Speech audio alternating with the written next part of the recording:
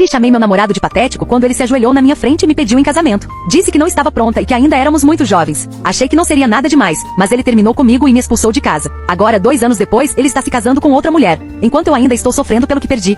Se alguém me dissesse há 2 anos que eu estaria escrevendo esta história enquanto assistia ao meu ex se casar com outra pessoa pelos stories do Instagram, eu teria chamado essa pessoa de louca. Mas aqui estou, e honestamente eu mereço cada pedaço desse pesadelo. Preciso desabafar porque venho carregando isso comigo e está literalmente me destruindo por dentro. Eu sei como isso vai soar. Sei que todos vão me achar horrível. Provavelmente estão certos. Meu nome é Emma, tenho 27 anos. Eu estava namorando Marcos, 29 anos, há 1 ano e meio. Marcos era aquele cara de finanças que tinha a vida toda organizada. Bom emprego, casa agradável. Ele realmente sabia cozinhar comida de verdade, em vez de comer delivery toda noite. Naquela época, eu me achava muito esperta. Tinha um emprego decente em uma empresa de relações públicas, morava em uma área descolada da cidade, recebia muita atenção nas redes sociais. Eu realmente acreditava que era atraente e que o mundo me devia algo melhor do que eu tinha. Mas aqui está o meu problema, e porque eu sou uma pessoa tão terrível, eu me entediava com homens estáveis. Eu queria drama, queria uma história de amor louca e apaixonada, em que eu tivesse que correr atrás de alguém que não ligasse para mim. Em vez disso, eu tinha um homem incrível que me tratava como a coisa mais importante do mundo dele, e eu pensava que isso tornava fraco. Marcos era do tipo que prestava atenção, de verdade.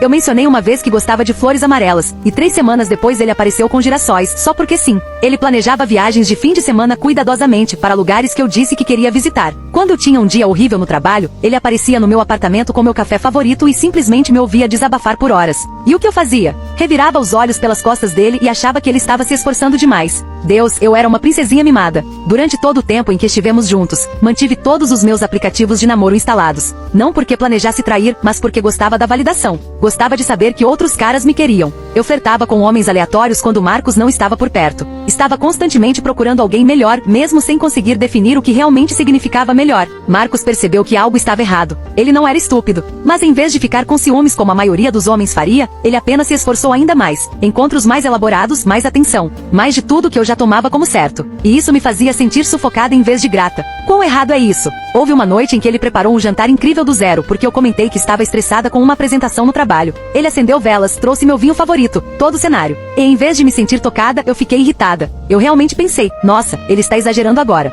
Hoje eu me arrependo profundamente. Ele estava sendo atencioso e romântico, e eu fiquei irritada com o esforço dele. O pedido de casamento aconteceu em uma terça-feira qualquer em março. Tínhamos acabado de jantar na casa dele. Ele fez uma massa incrível porque eu tinha tido um dia difícil e ele queria me animar. Estávamos no sofá prestes a assistir a um documentário, quando ele pausou a TV e disse, já volto, e foi para o quarto. Eu pensei que ele ia pegar a sobremesa ou algo assim. Ele voltou com uma pequena caixinha de veludo preta e se ajoelhou bem ali na sala de estar. Vale mencionar que Marcos não era do tipo que faz pedidos de casamento públicos, flash mobs ou qualquer coisa desse tipo. Tudo nele era atencioso, discreto e genuíno. Então, quando ele se ajoelhou, parecia completamente real e honesto. O anel era perfeito, simples, mas dava para ver que custou caro. Era exatamente o estilo que eu teria escolhido se alguém tivesse me perguntado. E sabendo Marcos, ele provavelmente perguntou aos meus amigos sobre isso. E Emma, disse ele, e eu podia ver suas mãos tremendo, mesmo com a voz firme, eu te amo tanto. Admiro sua ambição, sua determinação e a forma como você me faz querer ser melhor todos os dias. Você me inspira a construir algo real e duradouro. Quero passar a vida inteira fazendo você tão feliz quanto você me faz. Você quer se casar comigo?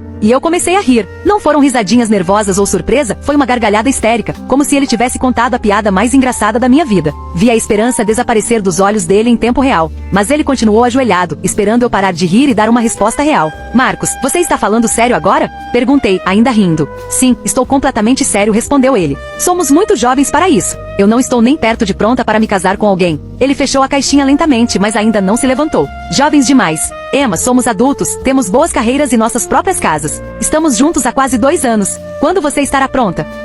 Honestamente eu não sei, mas definitivamente não agora. Tudo isso é rápido demais, intenso demais. É intenso demais ou você simplesmente não vê um futuro comigo? E lá estava, a pergunta que eu deveria ter respondido com sinceridade. Em vez de admitir que eu pensava que poderia conseguir alguém muito melhor do que ele, decidi fazer dele o problema. Acho que você está sendo realmente pegajoso e desesperado agora. Esse lance todo de proposta dramática é honestamente meio patético. A palavra patético ficou no ar entre nós como um tapa. Eu chamei esse homem doce e amoroso de patético só por querer se casar comigo. Algo mudou no rosto dele naquele instante. A dor ainda estava lá, mas agora misturada com uma clareza, como se ele estivesse me vendo de verdade pela primeira vez.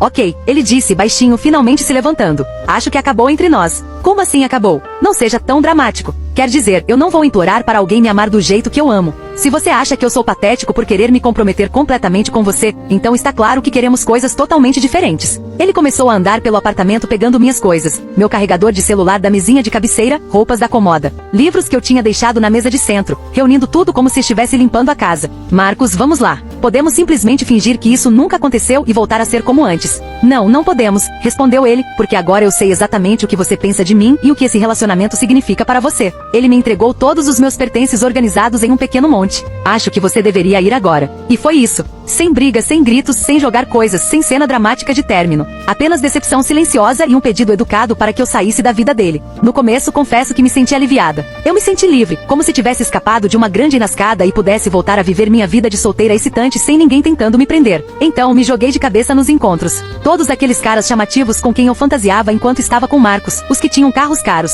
personalidades fortes e gestos românticos dramáticos que eu achava que queria tanto. Cada um deles foi absolutamente terrível. Os bem-sucedidos eram arrogantes que me tratavam como adorno. Os emocionantes eram assim justamente porque eram emocionalmente indisponíveis e tratavam o namoro como um esporte. Os passionais só eram apaixonados por si mesmos e esperavam que eu os adorasse. Depois de cerca de 6 meses de encontros decepcionantes e casos sem significado que me deixavam vazia, comecei a pensar em Marcos. Só pequenas coisas no começo. Eu via um filme que ele teria gostado ou passava por um restaurante que costumávamos frequentar. Comecei a sentir falta das coisas mais bobas, como ele me mandava bom dia todos os dias sem falhar, como ele realmente me ouvia quando eu reclamava do trabalho, em vez de só esperar a vez dele de falar, como ele me fazia sentir completamente segura e valorizada, sem nunca ser controlador ou possessivo. Mas meu orgulho era grande demais para me permitir procurá-lo. O que eu diria? Oi, lembra quando você quis se casar comigo e eu te chamei de patético? Pois é, todos os outros caras são péssimos, quer tentar de novo? Eu simplesmente não consegui. Então, me tornei uma stalker completa nas redes sociais. Eu checava obsessivamente o Instagram e o Facebook dele, mesmo que ele quase não postasse nada. Quando postava, geralmente eram fotos com amigos ou família. Ele parecia feliz em todas, como se estivesse prosperando e vivendo maravilhosamente sem mim. Isso deveria me fazer sentir bem por ele, mas em vez disso, me fazia sentir pior sobre mim mesma. Cerca de 1 ano após o término, eu estava no Starbucks do centro e o vi na fila. Meu coração literalmente parou quando vi. Ele estava incrível. Parecia que estava malhando mais, se vestindo melhor, com uma confiança nova que era muito atraente. Havia algo diferente em toda a energia dele. E ele estava com uma mulher. Ela não era deslumbrante, mas era bonita de um jeito natural, daquele tipo de beleza que se torna mais encantadora quanto mais você olha. Ela estava rindo de algo que ele disse e tocando o braço dele. E ele a olhava como se ela fosse a pessoa mais fascinante que já existiu, exatamente do mesmo jeito que ele me olhava quando começamos a namorar. Sentei ali como uma completa psicopata, observando-os provavelmente por uns 20 minutos, vendo ele ser encantador e engraçado, totalmente envolvido na conversa deles, vendo ela apreciar todas aquelas qualidades maravilhosas dele que eu havia tomado como certas. Quando eles se levantaram para ir embora, ela se apoiou na ponta dos pés e o beijou. Não foi um beijo casual de despedida, mas um beijo de verdade. Do tipo que diz, você é minha e sou tão grato por você existir. O sorriso no rosto dele depois daquele beijo, pura alegria e contentamento. Sentada ali percebi que nunca em toda a nossa relação, eu tinha conseguido fazê-lo sorrir daquele jeito. Foi nesse momento que a realidade me atingiu como um caminhão na cara. Eu não perdi Marcos porque não estava pronta para casamento ou compromisso. Eu o perdi porque fui egoísta demais, imatura demais e horrível demais para reconhecer a coisa incrível que tinha bem na minha frente. Ele não era patético por me propor casamento. Eu era patética por pensar que merecia algo melhor do que o amor incondicional de um homem bom. Comecei a chorar ali mesmo, no meio do Starbucks. Soluçando feio, sem conseguir me controlar, e as pessoas definitivamente estavam me olhando. Mas piorou ainda mais a partir dali. Tornei-me completamente obcecada por stalkear eles online. Encontrei o Instagram dela e fui olhar literalmente cada foto que ela já tinha postado. O nome dela era Sarah. Era professora do ensino fundamental e voluntária em abrigos de animais nos finais de semana. Ela tinha uma simpatia e bondade genuínas que transpareciam em cada foto. Todas as fotos deles juntos mostravam Marcos mais feliz do que eu jamais o tinha visto, mais relaxado e confiante. Parecia que eles estavam construindo algo real e sólido juntos. Trilhas, cozinhando refeições elaboradas, passando feriados com a família um do outro. Toda aquela rotina de parceria doméstica que ele tinha tentado fazer comigo, mas eu sempre me mantinha distante demais para me envolver de verdade. 6 meses depois, o anúncio do noivado apareceu no meu feed do Instagram, e eu literalmente joguei meu celular do outro lado da sala. O anel era completamente diferente do que ele tinha me oferecido. Muito maior, mais elaborado, claramente muito mais caro. Aquele tipo de anel que você compra quando tem certeza absoluta de alguém e quer que o mundo inteiro saiba o quanto ama essa pessoa. A legenda dela era simples e doce. Ele perguntou, eu disse sim imediatamente. Mal posso esperar para me casar com meu melhor amigo e alma gêmea. Meu melhor amigo e alma gêmea. Foi assim que ela o chamou. Exatamente o que ele tinha tentado ser para mim. Não apenas um namorado, mas um verdadeiro parceiro de vida, alguém para construir um futuro real. E eu rejeitei tudo isso porque não era dramático ou excitante o suficiente para minha fantasia idiota de como o amor deveria ser. Continuei obsessivamente checando os posts deles depois disso. Fotos da festa de noivado, onde ambos pareciam radiantes e felizes. Atualizações do planejamento do casamento. Fotos de viagens do casal. Tudo que eu poderia ter tido se não tivesse sido uma idiota completa. As fotos do casamento apareceram nas redes sociais ontem e me destruíram por completo. Parecia absolutamente perfeito. Cerimônia pequena e íntima, apenas com familiares e amigos próximos. Marcos parecia prestes a explodir de pura felicidade. Sara estava deslumbrante e radiante. Ambos pareciam tão seguros de si e da escolha de passar a vida juntos. Tudo no casamento deles era exatamente o que Marcos teria querido. Tudo que poderíamos ter tido juntos se eu tivesse apenas dito sim naquela noite em vez de rir na cara dele. Mas então algo aconteceu esta manhã que me deixou completamente despedaçada. Recebi uma mensagem de um número que eu não reconhecia. Ao abrir, havia uma foto de Marcos e Sara na recepção do casamento da noite anterior. Eles riam juntos, completamente perdidos em seu próprio mundo de felicidade. A mensagem abaixo dizia: "Achei que você deveria ver como patético realmente é." Era de Marcos. Depois veio outra mensagem: "Obrigado por rir de mim naquela noite. Isso me levou direto ao amor da minha vida." E então uma última mensagem: "PS, ela disse sim antes mesmo de eu terminar de pedir. Nem precisou ver o anel." Não parei de chorar desde que recebi essas mensagens. Não porque estou triste, mas porque estou tão furiosa comigo mesma que mal consigo funcionar. Ele se lembrou.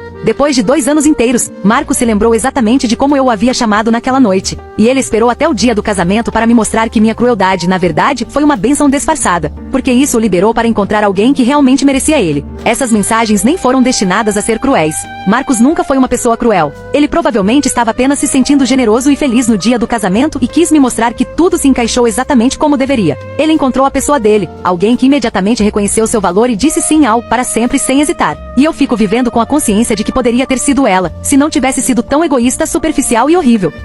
Atualização. Ei pessoal, meio que deixei vocês na mão, mas os últimos meses foram bem difíceis para mim. De que adianta se desculpar com alguém que nunca vai ler suas palavras? Enfim, só queria passar para contar que comecei a fazer terapia 1 mês depois de tudo isso. Ela continua tentando me fazer perdoar a mim mesma e focar em seguir em frente com a minha vida. Mas como você segue em frente depois de algo assim? Como perdoa a si mesma por destruir a melhor coisa que já aconteceu na sua vida? Em todas as sessões eu só choro e conto para ela todas as formas como estraguei tudo. Ela diz: "Você tem problemas com compromisso que vem do medo de se mostrar vulnerável. Que você sabotou seu relacionamento com Marcos porque lá no fundo, não acreditava que merecia ser amada daquele jeito." Talvez ela esteja certa. Talvez eu estivesse apavorada de que se me deixasse ser completamente feliz com Marcos, ficaria confortável demais e eventualmente ele me deixaria de qualquer jeito. Então eu rejeitei primeiro, sendo horrível com ele. Mas saber o motivo pelo qual fiz isso não me faz sentir melhor. Só me faz sentir pior, porque significa que machuquei uma pessoa inocente por causa dos meus próprios problemas psicológicos. Penso em Marcos todos os dias. Quando acordo, já corro para checar suas redes sociais, mesmo sabendo que isso vai arruinar meu humor. Quando vou dormir, me pergunto como seria minha vida agora se estivesse deitada ao lado dele, em vez de sozinha no meu pequeno apartamento triste. Às vezes passo de carro por lugares que costumávamos frequentar juntos.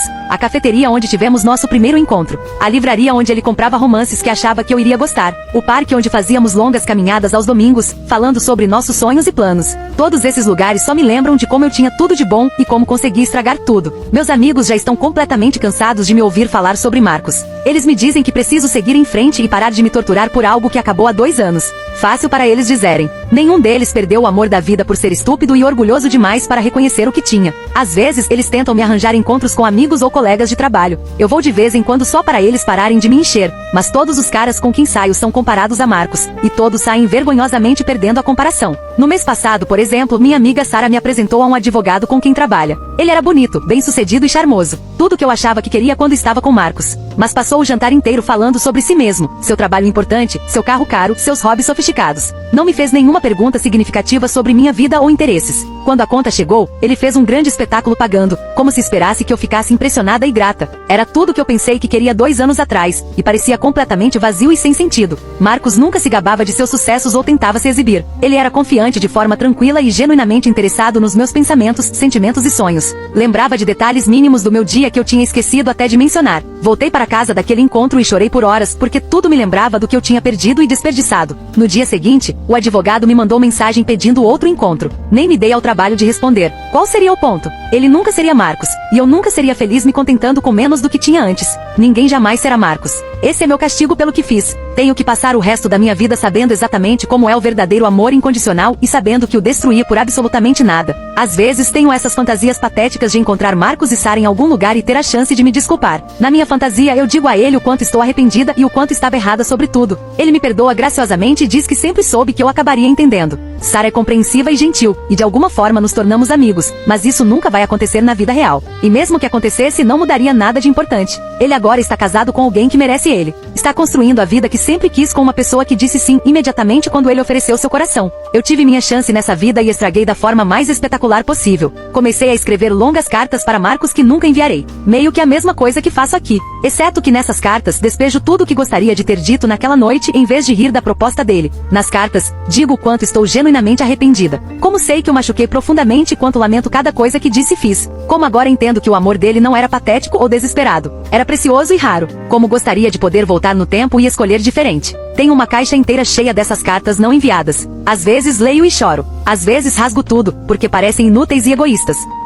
De que adianta se desculpar com alguém que nunca vai ler suas palavras? Procurei Sarah no LinkedIn algumas semanas atrás, porque aparentemente sou masoquista. Ela trabalha em uma escola primária ensinando segunda série. A foto do perfil mostra ela lendo para um grupo de crianças, e ela parece genuinamente feliz. Ela é exatamente o tipo de pessoa que Marcos merece. Alguém com um coração naturalmente bondoso, que provavelmente vê o bem em todas as pessoas que conhece. Alguém que nunca riria de um homem por amá-la o suficiente para pedi-la em casamento. Aposto que quando Marcos a pediu em casamento, ela começou a chorar de felicidade imediatamente. Aposto que ela o abraçou e disse sim antes mesmo dele terminar a pergunta. Aposto que ela vem planejando o casamento dos sonhos deles desde o dia em que se conheceram. Tudo que eu deveria ter feito naquela noite. Minha mãe não para de me perguntar quando vou me estabelecer, casar e dar netos a ela. Ela não entende porque parece que eu não consigo encontrar um bom homem para construir uma vida junto. Eu queria poder dizer a ela que já encontrei o homem perfeito. Que encontrei minha alma gêmea, meu melhor amigo, a pessoa com quem eu deveria passar a vida inteira. E eu destruí tudo isso porque achei que merecia algo melhor do que algo tão lindo. Mas não posso explicar nada disso a ela sem admitir o quão terrível eu realmente sou. Então, apenas digo que ainda não conheci a pessoa certa, o que é tecnicamente verdade de certa forma. Nunca vou conhecer a pessoa certa novamente, porque já a encontrei e a perdi para sempre. Marcos era meu alguém, meu amor único na vida, e eu o joguei fora como se ele não significasse absolutamente nada para mim.